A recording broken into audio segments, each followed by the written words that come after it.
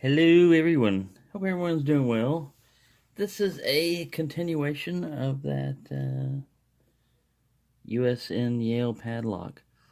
I had to find my metric set, ironically, because 13/16 on American was a little bit too small, and the other size, the next size up on the American set was too big. You want something that will ideally fit kind of like this one does. Now this one's a little bit too loose. If this would have been a much older, or I don't know about age, but a much dirtier padlock. Uh, Anyways, you unscrew this part. I don't know if you can see everything going on. You unscrew this part. Make sure this guy's focused over here. Pow! And this little ball is just like that's used on those Ironside padlocks. If you look down here, there's a little...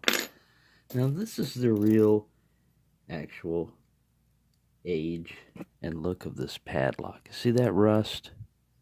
Now if you're going to have that kind of rust inside the mechanism, but all that has to do is just come this way a little bit. It's got kind of a cutout here on the shackle. That frees the shackle to come up. Now the problem is, I'm going to try to keep it up like this and keep the shim in for as long as I can. But you're not going to be able to see what pin 1 has and everything else. You're going to be able to get your drivers and key pin out. The key pins are going to be up here on the top. They're going to remain. But the drivers, and you see how that's indexed? Right there, there's a notch. Let's see if I can show this. There's a notch right there that lines up with the notch right over here on this. So you can't just, it looks like it's another reinforcement besides an alignment thing. But it's another reinforcement to prevent you from just like twisting that off. Not that that's what you would use on this. It is pretty tight with the shim in here, but I'm going to try not to lose anything and do this gutting here. And see, as hard as this is to pull this out, and you see that rust also? I'm going to shine this up with just a wire brush probably, you know. And then this is one of the locks that I'm going to try lock picking Belfast way of the method he passed on, basically, of using vinegar and salt and in a kind of a vapor where you set a padlock in there and it'll give it some patina back. Because this has got really, if the original padlock, you know what this reminds me of? I was thinking about this. When would you see something this shiny in the military? Parade ground. You know, they shine up the buckles, they shine up bayonets, you know. It's all for show. It's all for parade, you know, and everything. Look, we got an empty... there is no key pin right here on this guy right here. We'll keep coming back. There is one here. There's a key pin right there, though. So that's interesting. And here's that cutout that I was talking about that the lock, the shackle retaining thing holds by.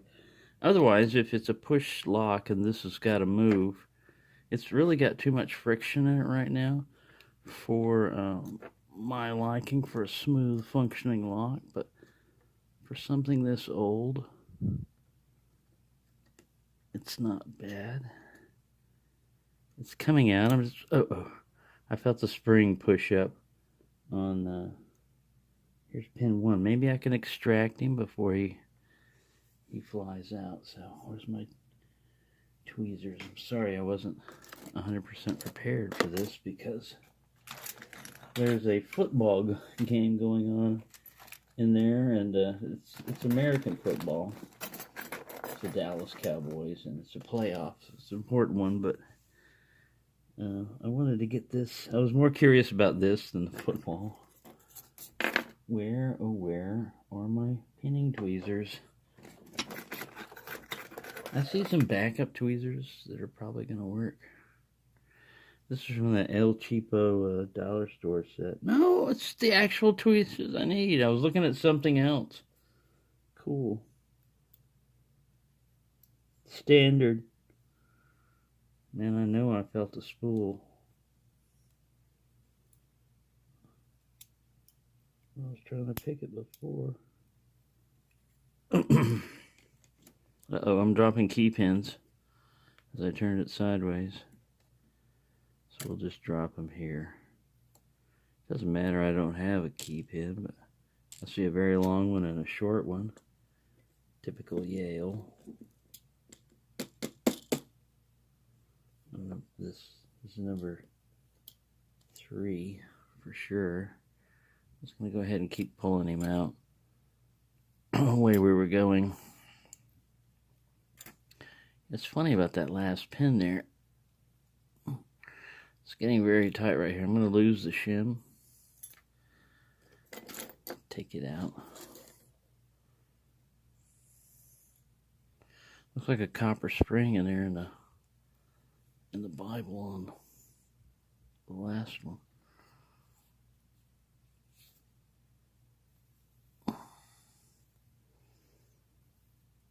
Oh! I was afraid something like that was going to happen, but I caught something like, I heard the bing bing sound, which is not good.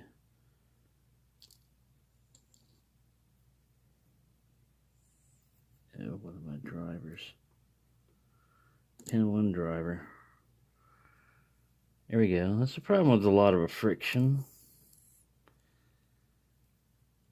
Look in there. 1, 2, 3, 4. Isn't that strange? There are 4 springs and only 4 holes in the Bible. And yet, oops, I just dropped some more. I dropped 2 more key pins. 1, 2, 3, 4, 5. But you saw that last one was not populated. However,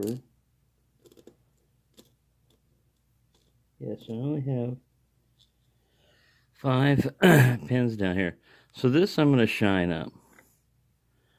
This in here, I'm going to dump the springs and take a look at them.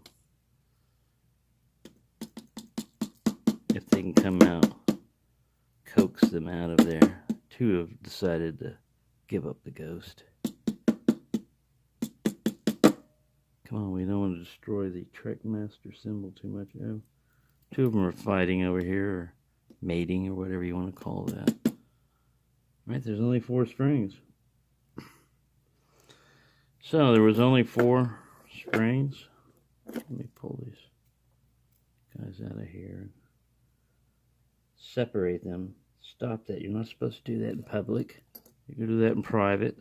Oh, look. Oh, I found one of the drivers over here. Sorry I've got them kind of upside down. I've got the key pins on the top and the drivers on the bottom. So let me orient in them. Get my orientation reversed. All standard. And let me get this little guy over there, and then we'll look at the... First I'll bring these up here where you can see them. But yeah, they're all standard. They don't appear to be tapered anyway. And there were only 4 of them in there. Although the core is obviously, the plug is obviously drilled for 5. They could have fit it in there, I believe. If you look in here, they just didn't drill, which is awfully odd to me. You know, if you're not going to drill that, then why drill this with 5? A conundrum, a mystery. Anyway, there you go. That's all gutted up. And if I want to make a key for it, the problem is this keyway. Let me show you another Yale that I've got. This is a Yale key. I don't know if this is the keyway. This may be some other kind of code.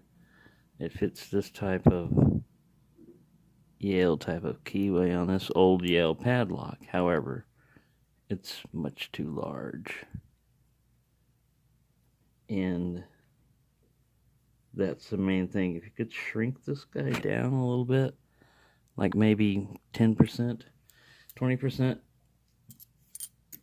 then you might have something. Anyway, there you go. Sorry to ramble on so long, but there is a nice old U.S. Yale thoroughly gutted with the help of a core shim from the front. So, thanks for watching. It's all blurry. Sorry about that. That's the way my vision is without glasses and, well, most things. It's blurry. Thanks for watching, and happy picking, everyone.